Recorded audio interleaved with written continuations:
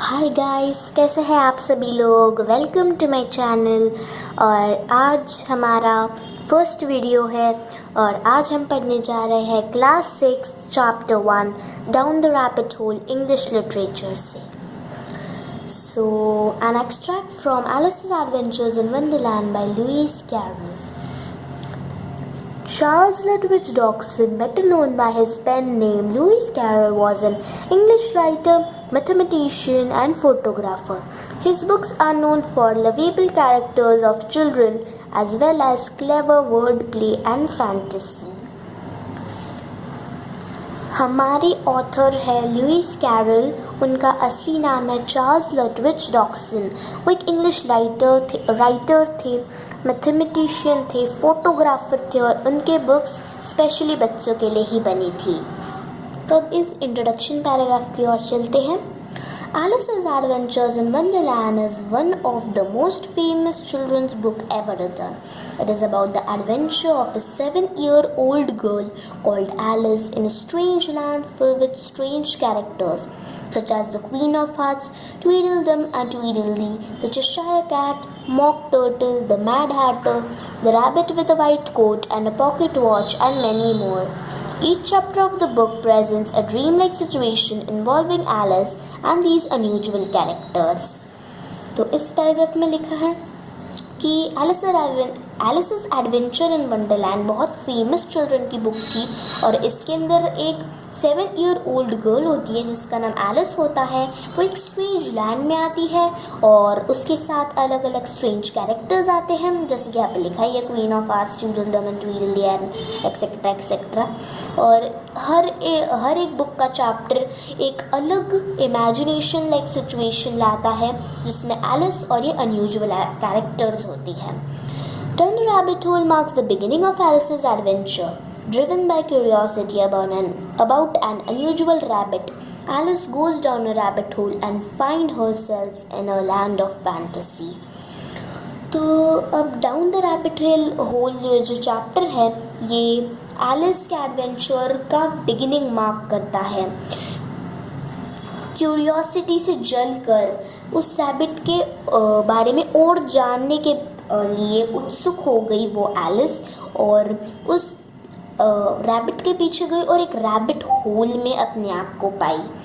और वो rabbit hole एक कुछ नहीं बल्कि एक लैंड ऑफ फैंटेसी था। There was nothing so very remarkable about the white rabbit saying, oh dear, I shall be too late," and hurrying on. But when Alice, who was sitting beneath a tree with her sister and feeling bored, saw the rabbit take a watch out of its waistcoat pocket and look at it, it flashed across her mind that she had never before seen a rabbit with either a waistcoat pocket or a watch to take out of it. Burning with curiosity, she ran across the field after it and was just in time to see it pop down a large rabbit hole under the hedge. तो इस paragraph में यही लिखा है कि वो एक white rabbit था।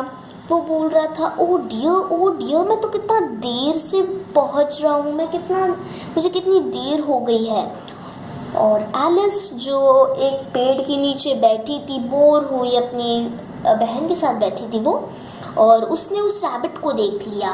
उसने देखा कि वो रैबिट ने वेस्टकोट पहना और उसमें एक पॉकेट से उसने वॉच भी निकाली। तो उसके माइंड से फ्लैश हुआ कि उसने कभी रैबिट को वेस्टकोट पहनते हुए नहीं देखा, ना ही एक वॉच उससे निकालते हुए देखा है। तो बर्निंग विद क्यूरियोसिटी, उत्सुकता से जलकर वो उसके पीछे गई। इसका मतलब एलिस ने इस रैबिट को चेज किया और अचानक से उसने देखा कि ये जो रैबिट है वो लार्ज रैबिट होल के अंदर जा चुका है। तो चलते हैं अब आगे क्या होता है पैराग्राफ 2 पे, पेज नंबर 2 पे। Okay, now paragraph number 2. In another moment down went Alice after it, never once considering how in the world she was to get out again. She fell slowly through what seemed like a bottomless tunnel. It finally landed on a heap of sticks and dry leaves. तो दूसरे ही पल Alice उसके पीछे गई और वो rabbit जो है लार्ज रैबिट होल में गिर गया और वो भी उसके साथ चली गई। वो गिरते ही जा रही थी उस टनल में और उसे लग रहा था अरे इसका कोई अंत है या फिर नहीं, मैं तो चली जा रही हूँ। और आखिर में वो एक सूखे पत्तों और स्टिक के बंच पे जाके गिरी। Alice was not a bit hurt and she jumped up onto her feet in a moment. She looked up, but it was all dark overhead. Before her was another long passage, and the white rabbit was still in sight, hurrying down it. There was not a moment to be lost. Away went Alice like the wind, and was just in time to hear it say as it turned a corner, "Oh my ears and whiskers, how late it's getting!" She was close behind it when she turned the corner, but the rabbit was no longer to be seen. She found herself in a long, low hall which was lit up by a row of lamps hanging from the roof. So, इस third paragraph में लिखा है कि जब Alice उस dry leaves के गच्छों पर गिरी तो उसे लगा नहीं और वो अपने फीट पर जाके खड़ी हो गई। जब उसने ऊपर देखा तो पूरा अंधेरा हुआ था। उसके आगे एक और बड़ा पैसेज था। व्हाइट रैबिट उसके आंखों के सामने ही था, बहुत हरी कर रहा था वो। तो उस एलिस ने देखा कि वो रैबिट एक कॉर्नर पर है और वो बोल रहा है oh my ears and whiskers how late it's getting.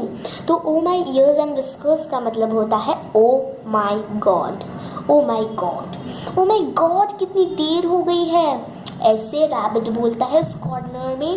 फिर एलिस उसके पीछे जाती है उस कॉर्नर में तो रैबिट गायब हो जाता है, वो जल गया होता है। तो जब वो जैसे उस कॉर्नर के पास जाती है वो अपने आप को एक हॉल में पाती है जिसके रूफ पर हैंगिंग लैंप्स लगे होते हैं। ये एलिस है और इस रूफ पर हैंगिंग लैंप्स लगे हुए हैं। चलते हैं पैराग्राफ नंबर 4 की ओर। There were doors all around her but they were all locked. After trying all the doors, Alice walked sadly down the middle, wondering how she was ever to get it again. So, उसके आजू बाजू सारे doors थे पर वो सारे lock थे। अब एलिस बेचारी धीरे धीरे चल के सोचने लगती कि अब वो कैसे बाहर निकलेगी। Suddenly she came upon a little 3-legged table made of solid glass. There was nothing on it but a tiny golden key, and Alice's first idea was that this might belong to one of the doors of the hall. But alas, either the locks were too large or the key was too small. But at any rate, it would not open any of them. However, on the second time round, she came upon a low curtain she had not noticed before, and behind it was a little door about 15 inches high. She tried the little golden key in the lock, and to her great delight it fitted. तो अचानक से वो एक 3-legged table के पास आई और जो solid glass से बना हुआ था और उसके ऊपर उसे एक टाइनी गोल्डन की नजर आई। और कोई भी देखेगा तो वो यही सोचेगा ना कि यार ये कोई डोर्स में से कोई एक डोर की चाबी होगी। पर अलास कोई भी डोर्स मीन्स ताले जो है वो की इतनी छोटी थी कि वो फिट नहीं हो रही थी। तो उसने 2 टाइम्स किया और दूसरी टाइम उसने देखा कि एक लो कर्टन है। उसने कर्टन जैसे ही हटाया एक डोर था, उस डोर में उसने की फिट करी, यस वो फिट हो गई। अब आगे पैराग्राफ देखते हैं। Paragraph number 6. Alice opened the door and found that it led into a small passage, not much larger than a rat hole. She knelt down and looked along the passage into the loveliest garden ever. How she longed to get out of that dark hall and wander about among those beds of bright flowers and those cool fountains. But she could not even get her head through the doorway.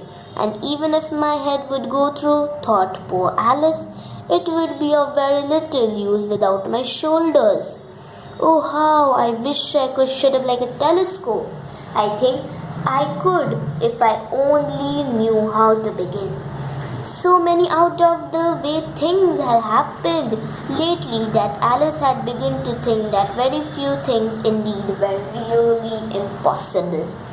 तो इस paragraph में ये लिखा है कि Alice जैसे वो दरवाज़ा खोलती है वो एक स्मॉल पैसेज से जाता है और जो एक रैट होल से ज़्यादा बड़ा नहीं होता। वो नीचे नेल्ट मतलब अपने घुटनों के बल पर बैठती है और देखती है तो वो देखती है कि बहुत सुंदर गार्डन है उस डोर के उस पार। वो उस डार्क हॉल से निकलना चाहती थी और उस गार्डन के कूल फाउंटेन्स ब्राइट फ्लावर्स में झूलना चाहती थी, पर वो अपना सिर भी उस कमरे के आर पार नहीं कर पा रही थी। वो एलिस सोच रही थी कि मैं एक टेलीस्कोप जितनी शट अप हो जाऊँ। इसका मतलब पहले ज़माने में ऐसे टेलीस्कोप्स आते थे जो बड़े हो जाते थे और छोटे भी हो जाते थे। तो वो सोचती थी कि मैं जैसे ही इस डोर से जाऊंगी मैं छोटी हो जाऊंगी और बाहर आने के वक्त वापस बड़ी भी हो जाऊंगी। तो ऐसे ही इस पैराग्राफ में लिखा है।